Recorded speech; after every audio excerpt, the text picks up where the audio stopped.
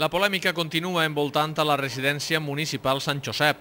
Ahir, el Partit Popular de Sueca va convocar als mitjans de comunicació per eixir al pas de les paraules pronunciades per l'alcalde Joan Baldoví en el darrer ple de l'Ajuntament.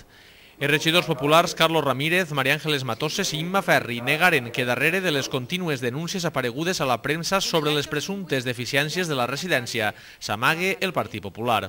No se pot manipular el pleno al antojo de un alcalde. No se pot utilitzar dos vares de medir diferents a l'hora d'aplicar el reglament que marca un ajuntament.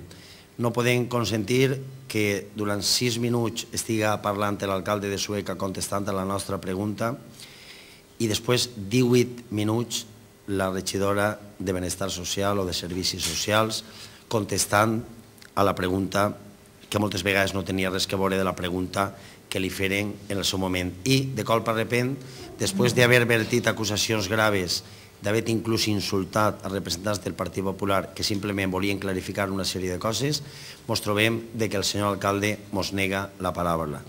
El Partit Popular no actua aixina mai ni actuarà aixina mai, de forma tan irresponsable, antidemocràtica i autoritària. Està demostrant-nos, conforme ens demostra en tots els temes, i ens ha demostrat en tots els temes. En el tema de la residència, primer, tenen la culpa el Partit Popular. Després, tenen la culpa els treballadors. Després, tenen la culpa els familiars. Però no sols en el tema de la residència, sinó que en el tema de Surge. Primer, l'empresa municipal d'urbanisme. Primer tenia la culpa el Partit Popular. Després, rajar contra els treballadors. Després, rajar contra el gerent de l'empresa. En el tema dels pròxims pressupostos municipals, les transferències econòmiques que van a fer-se les entitats locals menors, que ha obviat tot tipus de negociació. Li ha entrat per una orella les propostes, li ha eixit per l'altra les propostes del Partit Popular. I arribem avui, al mes de juliol, i els pressupostos no estan aprovats. I li tira les culpes al Partit Popular de no voler arribar a un acord amb les entitats locals menors. Després li tira les culpes als alcaldes de les entitats locals menors del Perelló i el Marell. Vull dir que és un continu tirar les culpes als altres quan al final el que té les culpes és ell exclusivament. Ell és perfecte, res ho fa mal, tot ho fa bé, perfecte. En l'any 2008, ja seguint alcalde Joan Baldoví, continuem sense metge i sense director. I a finals d'aquest any se firma un conveni en la Conselleria de Benestar Social, en la qual financia amb més de $500.000 d'euros el pressupost anual de la residència. S'amplien el número de places i comencen l'obra del centre de dia, de l'Estrela, que ells anuncien com una gran novetat, però aquesta gran estrela i aquesta gran novetat i aquesta planificació d'aquesta obra no compta en ningú pla funcional. No sabem ni per quantes persones van a utilitzar el centre de dia, ni quin tipus d'atenció seran persones dependents, seran persones no dependents, seran malalts d'Alzheimer. No tenim ningú pla funcional. Se comença una obra sense saber exactament ni per quants ni com. Segons la regidora de Serveis Socials, entraran els que càpiguen.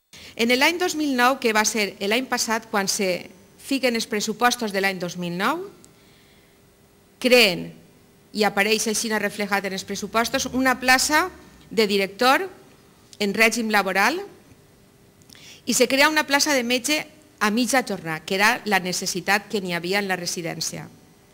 També de tipus una plaça laboral, però el puesto de director no s'ocupa, no se cobreix per decisió del senyor alcalde, dit en una junta del Sant Hospital.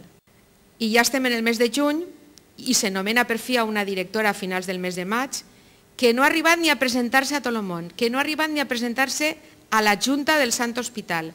Va dimitir als 20 dies de ser nomenat i de ser seleccionat per la regidora de Serveis Socials. El Partit Popular el que entén és que el que ha fet aquesta directora ha sigut una espantar en tota regla al veure i comprovar la situació de la residència i les condicions en què volien que ella actuara de directora.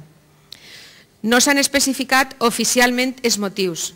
Oficialment els motius són de tipus personal. però pareixen molt evidents davant de la situació. A la fetge actual pareix ser que han contratat a una altra persona, però al Partit Popular ni li se va presentar l'anterior directora ni mos han comunicat ara res de que n'hi hagi ja una nova persona en el seu lloc. Per acabar, Carlos Ramírez va aprofitar la compareixença per confirmar que optarà a la presidència del PP de la Ribera Baixa en el pròxim Congrés Comarcal que tindrà lloc el 30 de juny a Cullera.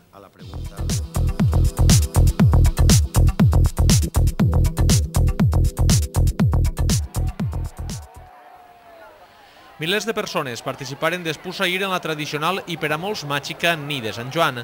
La zona litoral de Sueca, així com la del Perelló, foren un any més lloc de peregrinatge. Sobretot els joves gaudiren de rituals que li s'atribueixen a una de les nits més curtes de l'any. Els sopars i les tertúlies entorn a les fogueres, així com el bany a la mitjanit, tampoc faltaren esta vegada. A les Palmeres, en la Llastra, es van muntar 2 discomòbils i fins i tot es va disparar un castell de focs d'artifici amb motiu d'esta festa.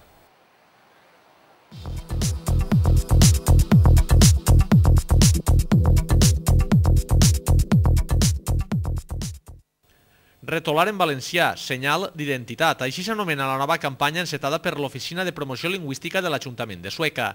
Amb ella es pretén que la nostra llengua estiga més visible en la retolació interior de les diferents dependències dels establiments relacionats amb el sector de la restauració. En aquesta iniciativa ha col·laborat l'Escola Superior d'Art i Disseny de València, que ha creat la imatge.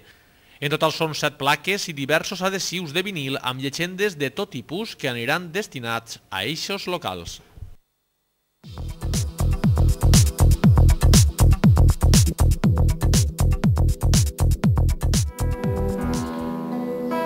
El festival Sueca Sona continua celebrant-se a diferents espais de la població. Si el passat cap de setmana actuaren els grups de rock Nacional 332 i Alicata i la cantautora Lupe Català, ahir dijous fou el torn al claustre de la Biblioteca Suecana dels alumnes de guitarra clàssica de la Societat Unió Musical i la formació Classical Guitar Events de l'Ateneu Musical.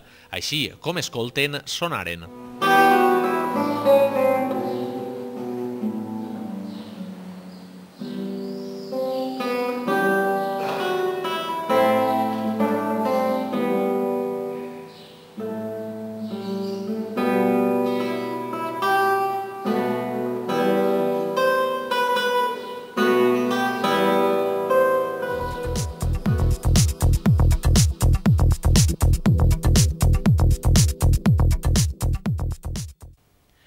I acabarem avui amb imatges de l'exposició de pintura i aquarel·les de Maria Mercedes Gómez Navarro, que fou inaugurada ahir i pot ser visitada a l'Espai Moret de la Sala Els Porxets fins el pròxim 4 de juliol.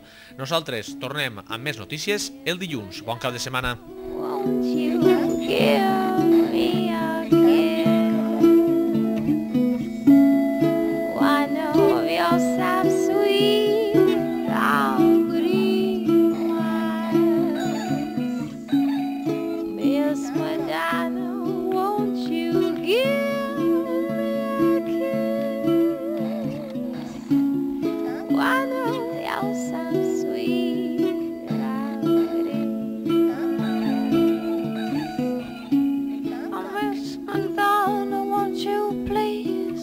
Give